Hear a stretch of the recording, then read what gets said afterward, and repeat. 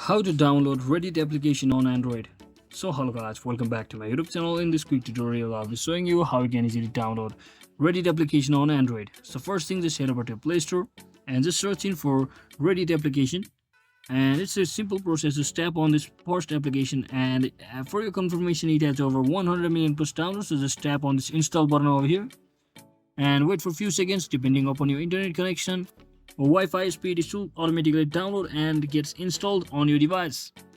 So once it gets quickly downloaded, just tap on this open button over here to simply open the application.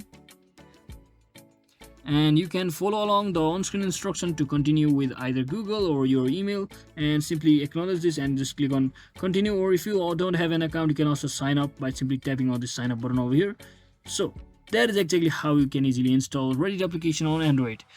I hope this video was helpful. If it was, don't forget to like and subscribe to the channel. See you on the next one.